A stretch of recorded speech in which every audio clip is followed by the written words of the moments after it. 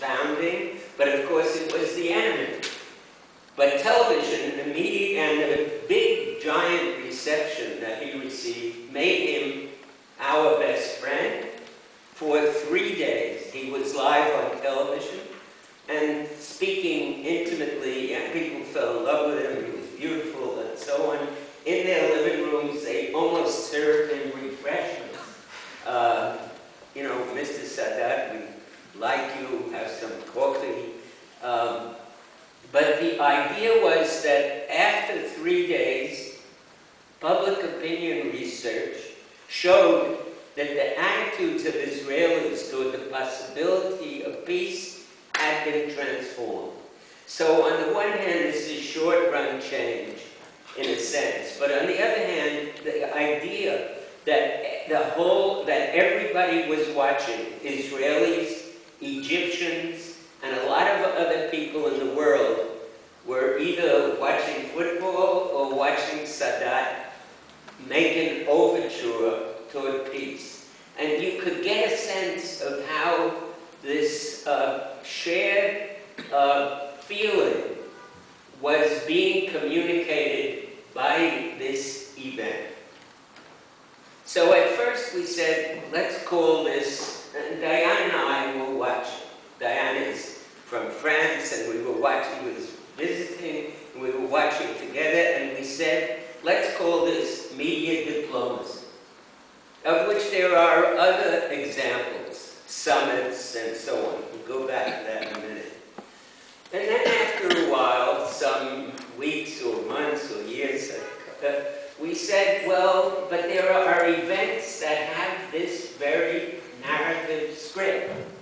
For example, the Polish Pope's first visit to his homeland, Poland.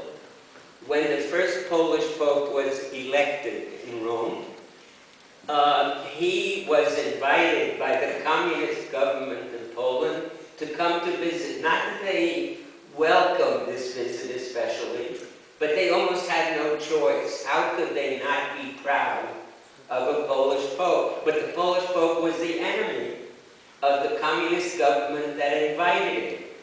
But the Pope, of course, went through the same steps as Sadat. He dreamt the dream. He said, I have to go to Poland to talk to them about peace, about some kind of reconciliation. And of course, he was really thinking more about introducing major change in Eastern Europe. So he got up from his dream, put on the hat, and got on the plane, got off the plane, was received with fantastic enthusiasm by his fellow Poles, made a tour of the country performing the ritual mass in several places in the country, broadcast live on television. And when he left, it was the beginning, at least the beginning of the major downfall of communist Eastern Europe. So here's the same script over again. The Sadat, the Pope.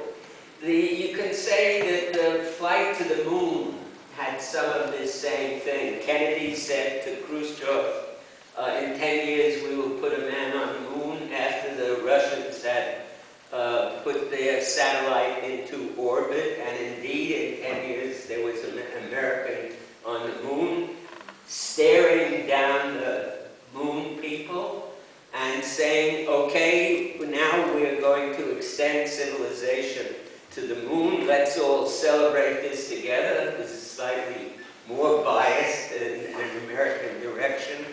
But in any case, like Sadat, like the Pope, the astronauts had this kind of show to propose to the world, and the whole world was watching.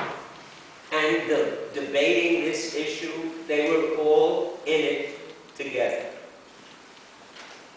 So then we said, let's think about other kinds of events that also unite the whole world. They aren't only conquests. We call these Sadat, Pope, Moon, we call them conquests, but in a romantic sense.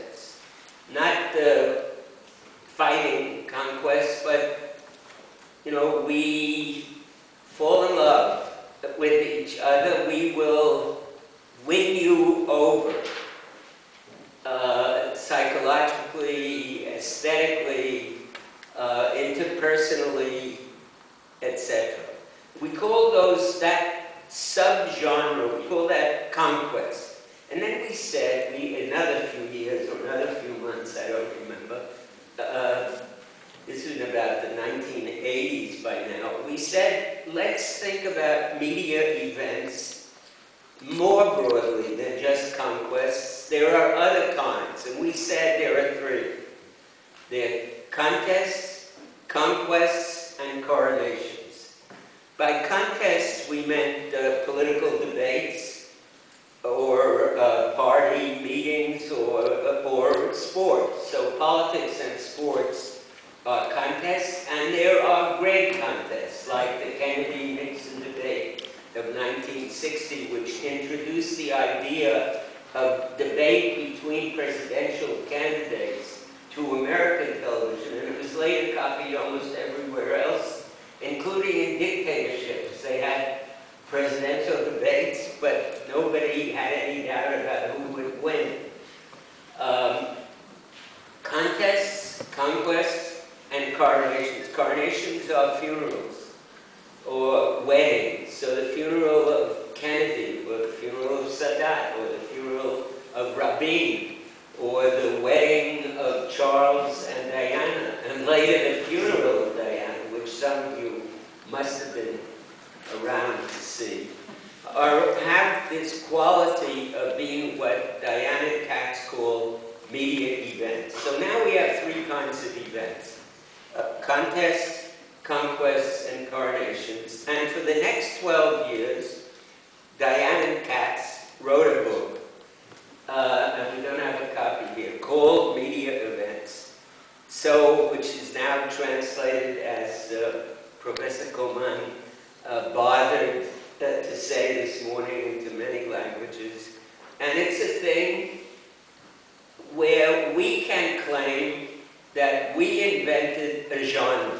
We didn't invent soap opera, we didn't invent the news, we didn't invent reality television. We invented media events. It used to be a dirty word, media events, and some people still think it is, because it's obviously, the way we study it, these contests, conquests, coronations, a collusion, a co-production, if you like, between broadcasters and establishments. All these events that we study had the blessings of establishments. I mean, think of a royal wedding, or the International Olympics Committee, or the presidential debates, or Sadat, or the moon, or the Pope. All these are co-productions of establishments and of broadcasters. And people said, Elihu Katz, are telling people not to see how these are also manipulations, hegemonic manipulations. And they were right, in a way. The first to say this preceded us by many years, and in a sense, they could be considered the inventors, discoverers of this event, of this genre, media events, and they are Lang and Lang, who studied the homecoming of General Douglas MacArthur, who was the American hero of the Pacific campaign in World War II, came back somewhat ambivalently, because the president didn't think he should become Emperor of Asia, which is the way he began to think of himself.